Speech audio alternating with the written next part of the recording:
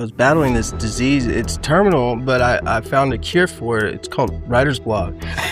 I was talking to a prominent writer, and I asked him, what do you do when you get writer's block? And he said, I don't, because that's a choice. And he said, just focus on a single object, write about that. Just, kiss, right? Keep it simple. I pulled a penny out of my pocket, and that's how I wrote the song Penny on the Ground. I wrote Penny's life story, and I was like, well, that worked. Ready to roll? Yep. All right. Real Texan. Why should this matter to Real Texans?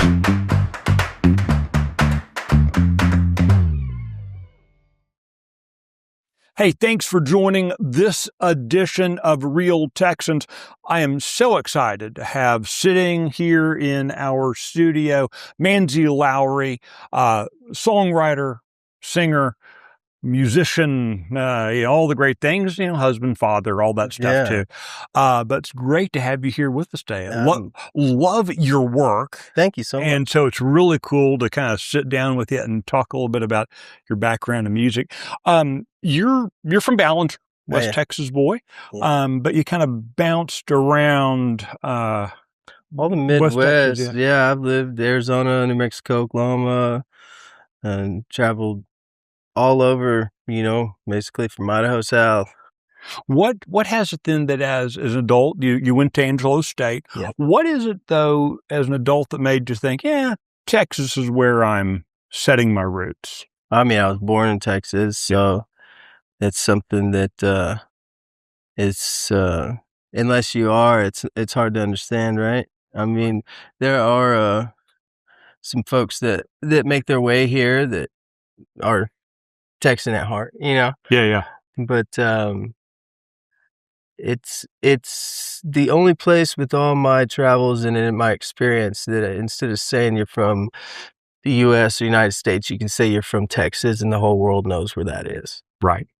Yeah. You're, this is the worst possible question to ask a musician. Fired up. All right. So I know I'm asking a horrible question, but how do you categorize your music? Because I'll tell you why I'm asking, because it's very frank. There are a lot of folks you can say, oh, well, he's country, he's rap, she's rock, she's metal. So let me answer that. You defy a lot of those looking. How would you categorize? No, that's not fair. I just admitted I can't do that. I would put you. I mean, part of me wants to say, oh, well, he's a Texas country, right? That kind of feels sort of right, but I'm not sure that's that. You have a whole lot of kind of storytelling in your music. Well, maybe he's kind of a folk art, American folk. You seem to cross a lot of kind of different. Like even in any particular song, I hear like seven different genres. Right? Is that unfair? Fair? No, I mean that's how I would summarize myself. Okay. I'm a storyteller with a rock band. Yeah. It's a sound that you didn't know you've been missing. And it's, it's the way I've found that I can deliver my message. So it's not an unintelligent question at all, because it helps people understand the beauty of it. Yeah. But the beautiful box with the bow on it delivery is hard to give when I don't have an answer for it, right? I love hearing what people correlate it to, but very rarely is it one genre. Right. I get read like a book before they meet or hear or see me. Yeah. They automatically categorize me. But after that, it's normally, I had no idea, so I guess I did my job then, right? Exactly. Keep them guessing. Tell me, who are some of your influences? I mean, every guy who's a musician loves music, right? You didn't like pop out of a guitar case, 3 days ago or something. Yeah. What kind of music inspires Manzy Lowry? I would say I learned something from every type of art, Mm-hmm. you know, and in art transpires music and everything. To answer just music, I have an older brother. He 4.5, 5 years older than me. He liked classic rock growing up, so that was heavily influenced all the way into the storytellers of Larry McMurtry. I remember sitting on my granddaddy's lap watching Lonesome Dove on TV. Right, right. And having to wait the next day for the next part to come. And we recorded it on VHS, and so it comes from, Guy Clark, Townes Van Zandt, the storytellers, the bards. So this idea of storytelling is, it's something that seemed like it was embedded in music for a long time. And then at some point, you kind of get into happy, clappy choruses. But there does seem to be a trend that's been kind of fun to watch past decade, 2 decades, of more and more folks, of singers, musicians, reclaiming that idea of storytelling, either in an individual song or it's part of an album. Yeah. And I understand what you're saying. It's never left. There's been other things that have gotten more popular. There you go. Yeah. Than the lyrics themselves, such as, arrangement and, the beats or BPM, beats per minute, but the hertz, when they changed it to 440, that aggregated a lot of, that stimulates. Mm-hmm. So a lot of music now is for, entertainment versus delivering a message, Right. Right. And it's hard to do both at the same time. Mm-hmm. That's the difficulty of it. If you can take down the product, strip it all the way to the lyrics, and just orate it and say it, and it be as powerful as it is with a full arrangement, I think you really got something there.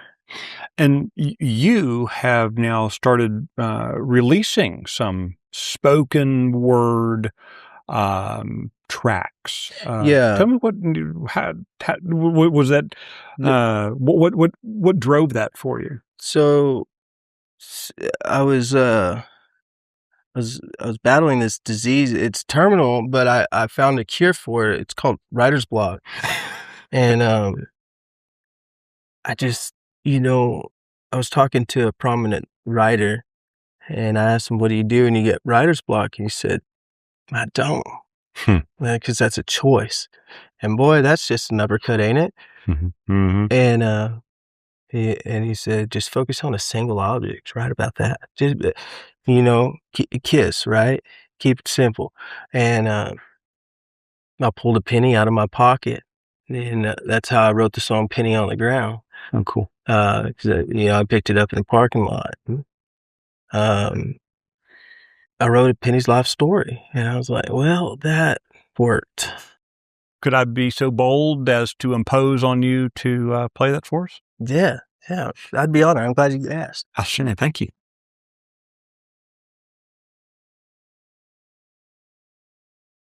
So this one's titled "Penny on the Ground." It's about a penny I picked up in a parking lot, and I think it's in northern Mississippi. I think it's in Oxford. It's a Caliche parking lot, I was always raised, when I was little, if you cross any money, pick it up, put it in your pocket, right? Yeah. Then I got older and I found out there's this word called superstition, and deals with money. And if it's heads up, and can be good luck. If it's tails, you can do something like flip it over for the next person to have good luck, stuff like that, right? Well, this is what I do. If it's tails up, I'll bend over and I'll flip it to heads. And I'll stand up and I'll look to my left and I'll look to my right. And if anybody can beat me back down to that money, hell, I just made myself good luck, right? I'm not fast, but I'm competitive. I had an older brother, so this penny had been ran over, stepped on, everything but forgotten. So I wrote this life story. It's called Penny on the Ground.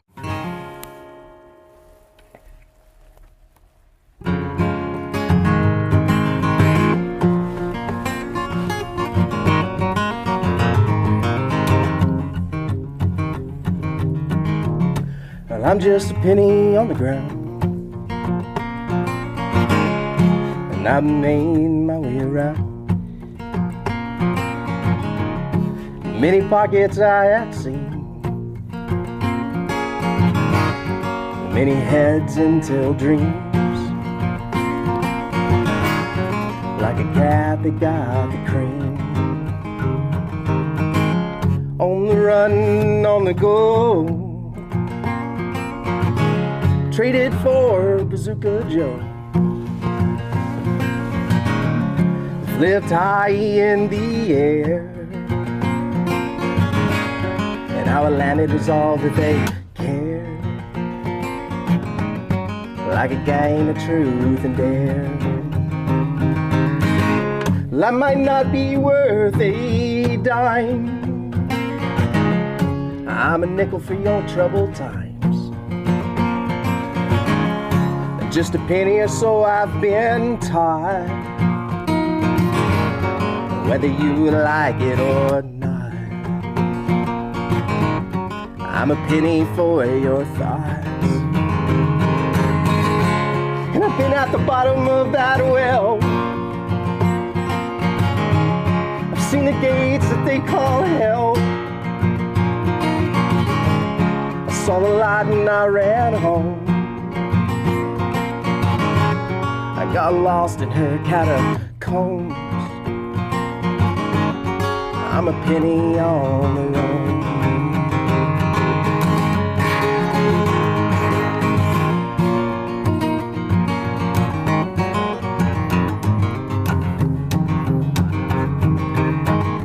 Now this song, it might seem strange if you need yourself a little change. And back to old square one,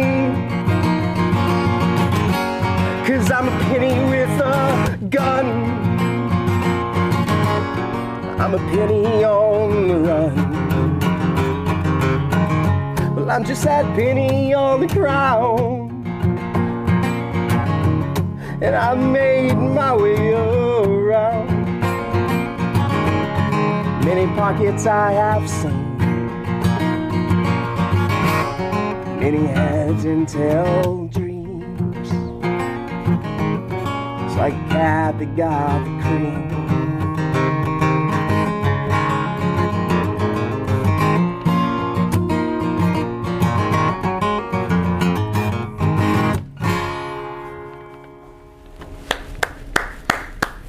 Outstanding. Wow. That's fantastic. That's very cool. Yeah, Thank you. So I broke it down that simple, but then when you're writing a song, I found, and from my experience, you're always thinking about other things: arrangement, chords, sound, tones, who's coming in where, inflections, melodies. That can hinder the delivery of the words themselves. And so I was like, screw that, I'll just strip that back. And now it's just letting the ink bleed on paper. Mm-hmm. So you just hold on to the pen and buckle up. And then I started writing poetry, really it's just getting stuff out of my head. Right. And I was like, I can add music to it later. And then I do it. And every time I write something or whatever, I record it on my phone just so I have that moment in time recorded. Because if you'll never have that moment in time again, you can go back and nothing's ever finished or done or completed. Right. But I would start dictating it into my phone, and I was like, heck, that doesn't need music to it, From me, if somebody else wants to put music to it, okay. I can go on something else. All right. And once I cleared it out of my head, then it no longer has a hold of me. And so I was like, heck, that's a heck of a lot more stress-free than worrying about writing a whole song and arrangement. And it really took the cumbersome moment of worry or thought of what will people think, because I don't care what people think. I don't perform for anybody else but myself. And if I do that to the utmost ability I can, I don't give you a choice but to feel it. Right. You might not like it, and that's okay. But not liking it is feeling something, I right? did my job. Yeah. You know, how dull would it be if everybody enjoyed what you did? Everybody did. Right. That wouldn't be enjoyable. The best writers, the best musicians, the best artists I've ever run across in my whole life, they don't do it for a living. Because it came so easy, and you know, everybody's always liked it. Mm-hmm. The most prolific ones are the ones that's worked for it hard, you know. Right. When did you know? Maybe the right word. When did you know that you wanted to make a life out of being a poet, a songwriter, a musician? When did that kind of click for you? It was always a fun want beginning of the journey. You know, I want to do this. Right. And then it was probably about 27,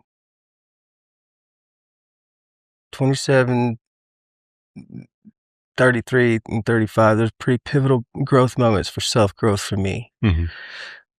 And it's one of those, it's finally, I had a conversation with myself in the mirror, and just literally, what are you doing? You know, you're going through motions. Who are you doing this for? And one of the answers to the reason why I've learned that why we're here is, the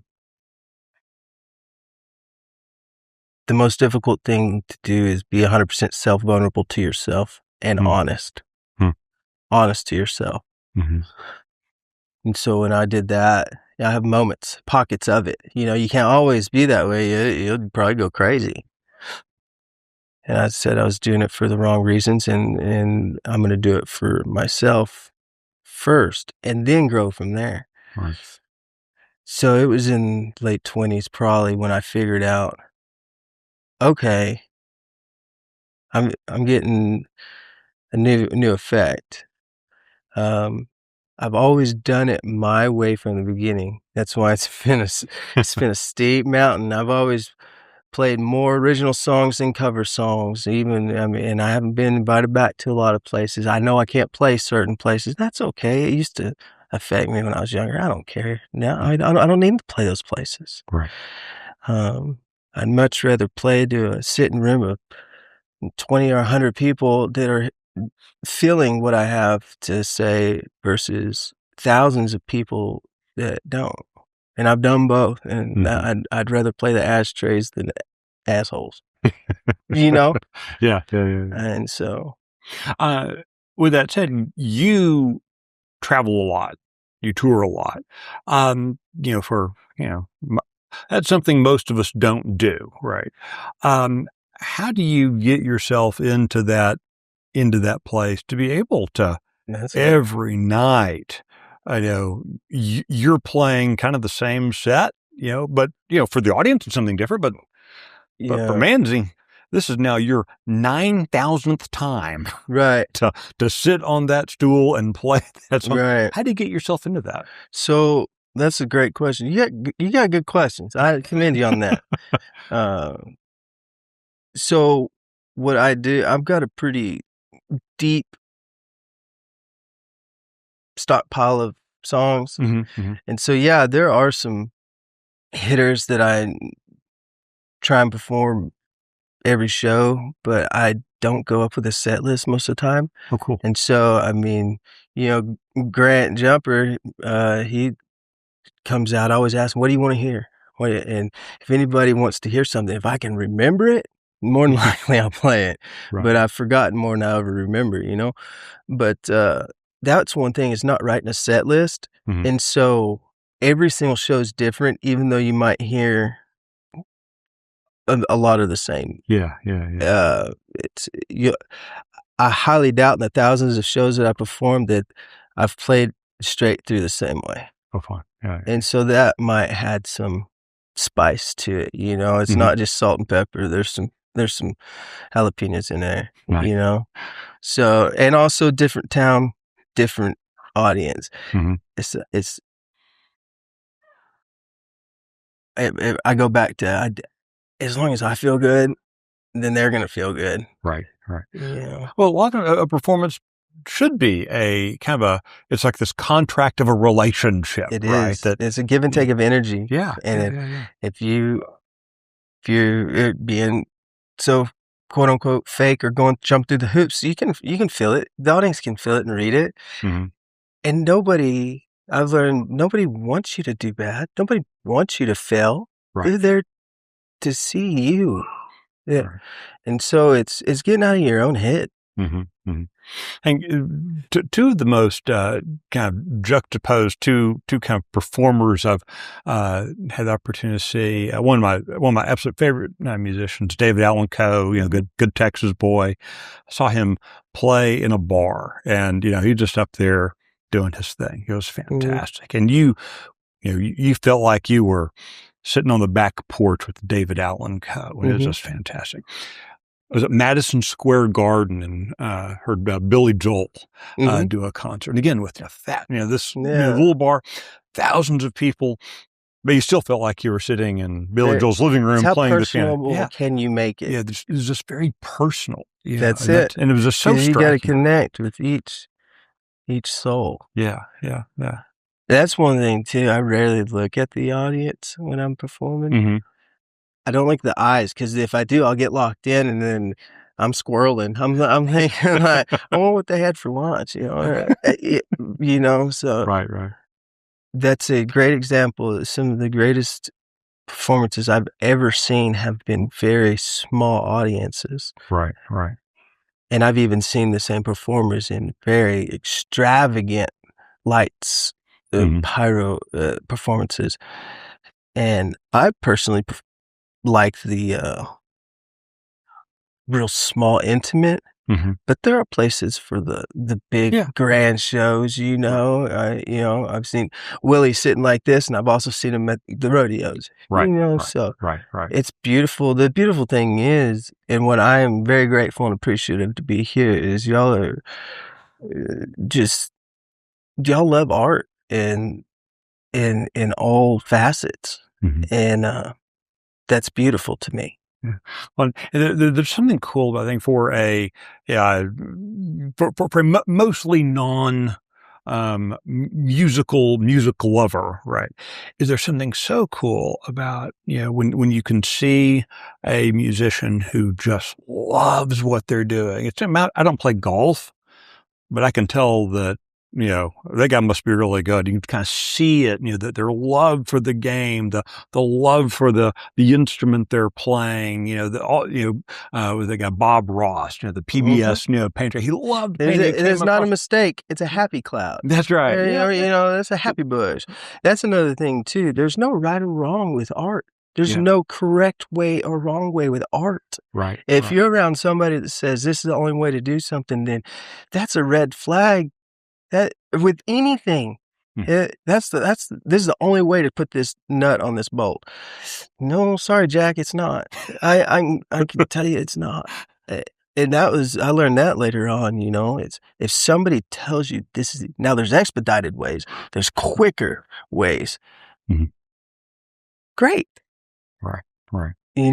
But there's no right or wrong in art. Yeah. And that's why some of my influences, Tom Petty, Jason Isbell, Guy Clark, Townes Van Zandt, storytellers up into the grand orchestras, Right. But there's music on the radio that it's not my cup of tea, but I can learn something from it. Right. I can learn, oh, that was neat. They took that from there. I see what they did. I'm probably not going to do that. Whatever it is. Yeah. It's your mindset. It's your attitude. It's not allowing that negative energy to have more of a hold of you than the positive. For most of us, the way most of us interact with music is not, getting an idea, writing it down, putting chords. The way most interact with music is, popping in a CD. I don't know if people pop in CD. But listening to something Apple Music, whatever it may be. Or going to concerts. How would you, as a musician, advise the rest of us? How should we be approaching music? What's That is a a better way great to question. consume That's a music? great question. My answer would be to not be scared to go out and see somebody you don't know their name. Yeah. Be able to be the one that says, I knew them when. That's powerful. That's very cool. Yeah. There's a fellow, a lot of folks now know, Roger Krieger, Texas guy. He was a year behind me at A&M. He would know me from Adam. But, it's kind of cool because I saw him play, a couple of venues there in College Station back in the day when no one knew what a Roger Krieger was. Yeah. Right? And when you say that, it's like, oh, I know exactly what you mean. Yeah. That's pretty cool. Yeah. That's where the beauty of it. Yeah. And everybody has those moments. They just might not have bit into it yet. It's being able to recognize the moment, time span, instant gratification, attention span has really deterred a lot of that. Cause heck, I think whenever I was in college, the initial attention span was, I don't know. I want to throw a number out there, but it's like 32 seconds or something. Like you can hold time, and now it's like 8 seconds. Right. If you don't have them in that, they're done. Right. I mean, and I might be incorrect. It might have been 20 whenever. Who knows? But it's shrinking. If you don't, the TikTok culture of quick. So it's not being afraid to listen to something that you're not familiar with. Right. May not like it. You might not, but heck, at least you learned that, right? Right. But you might like it. You're a young father. You've got young kids. How has that shaped? You've been doing music for a long time, and now you've got kids. How has that shaped your approach to music, or has it?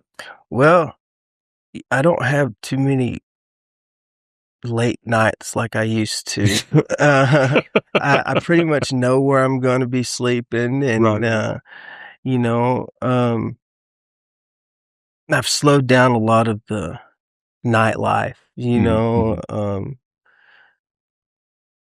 Just focusing on family a lot more. Right. The part is finding the growth from it. That's part of the journey too, is, it's all awesome and beautiful. It's just a different kind of awesome and beautiful. Right. So, but also making time for one of my favorite things to do in the world is go out arrowhead hunting and artifact hunting. So I make sure I make time for myself to go do that. Right. And I'll do that when I'm pumping gas. I'll look down. I've found an arrowhead in the bar ditch before. You know what I mean? Cool. Yeah. So also hurting hurts worse when you get older. You don't bounce back. You kind of splat. Right. Tell me about it. Preach, brother, preach. So, and it's kind of it. You got to work harder to keep the flame lit, because sometimes you peaks and valleys, but I'm not doing it for myself. Right. I'm just the vessel. There are going to be people who will watch our conversation who are talented, who do feel like they've got that kind of that burden of a story to tell, right? What kind of advice? Everybody thinks that. What kind of advice would you give?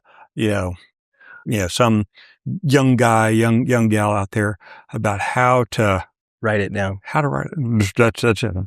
Right. Let the ink bleed on paper. Yeah. And don't worry about if it's good or bad, because there's no good or bad, right or wrong in art. Right. Get it out. Because if you have that want in your head, then obviously it's got a hold of you somewhere, right? And if it's got a hold of you, you're not the only person. We all work on energies and vibrations. It's not that big of a plain. So write it down and let it mature. Allow it to mature. Right. And don't be afraid to ask questions. That's the number one thing. Ask questions. Mm-hmm. If you want to know how to do something, ask. What's the word? How many times have you been told no in your life? Exactly. Does it matter? You might not have asked it the correct way. Right. And speaking of that, I was a prominent artist in the Hill Country. Everybody knows him. I shot him an email, and it was his wife that responded. I was like, "Hey, I'd love to do a writing session with him." She was very kind. She said, he doesn't really do that. Only people that, he knows real well. And so I take that as, okay, that's beautiful. I'd love to invite y'all over. You can come. I'll cook deer steaks for y'all, and you can come meet the family, and we can get to know each other, and then we can learn, and we can write. And she replied back, he only does that to a very select few amount of people. And then I reworded the question again, and she replied, and she could tell that it was I was getting on her nerves, but she was kind of like impressed that I wasn't backing down. I wanted her to say no. Yeah. She finally was like, "It's not going to happen." I was like, 10-4. That's all right. Just tell me no. But now sitting in the back of her is, we've got a little time. She'll know my name. Yeah, that's right. and I already know her husband, just not on that level. Right. But it's persistence pays off. Right. Yeah, it's all in the angle, So. All right. So what is the best way for folks who want to connect with Manzy Lowry? What's the best way for folks to do that? Well, I am very blessed to be the only Manzy Lowry there is. So I'm real easy to find. I've got recordings and releases on every single platform. You can find me on every social media. My email's manzylowryband@gmail.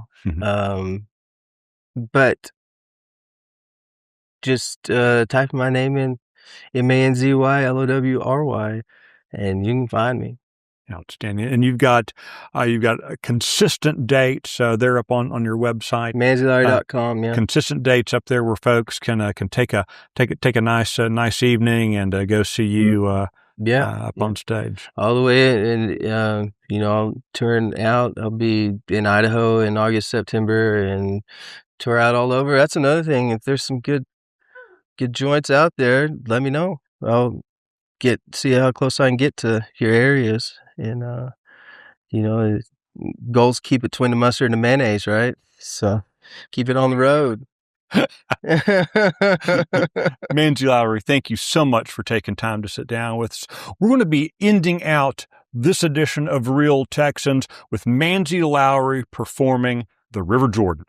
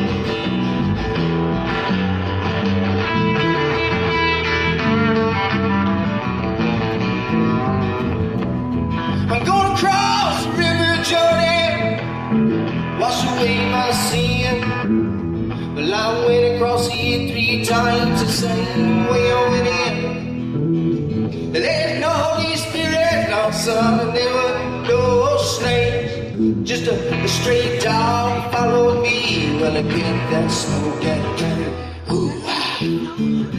Some tales come from books, some you don't read at all. Some come from wild fables, now you're tip-top.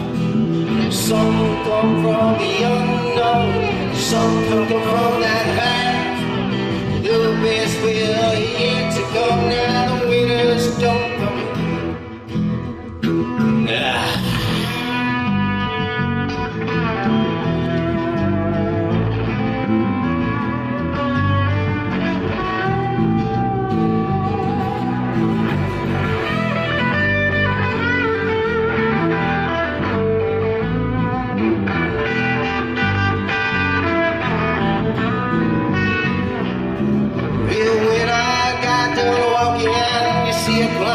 up on the mountain. Halfway up I got nervous. There was an old man shot. He said, come over here, boy, and get these rocks off my back. But halfway down them damn rocks, now they gave me a heart attack. I guess that you had to be there. See a man walk upon water. Let me tell you, son, nothing more on just rock. Some tales come from books, some you don't read it all. Some come from them wild fables, now you'll take the top. Some that come from the unknown, some come from that past. But the best, it's yet to come now. The winners don't come late.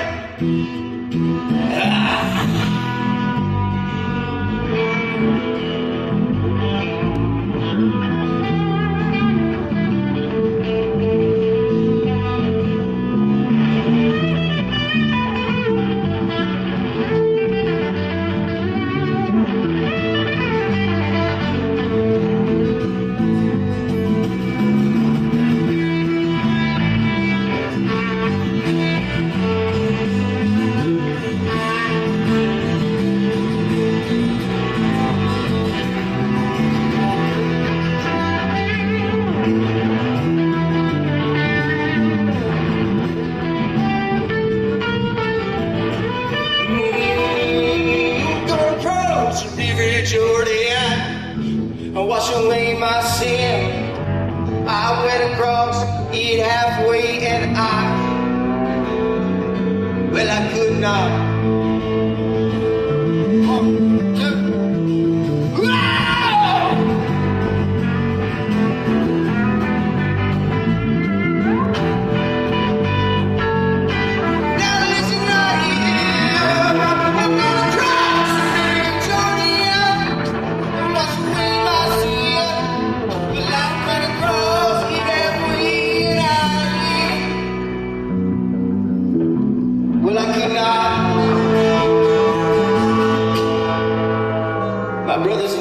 I found out the hard way that I could not swim.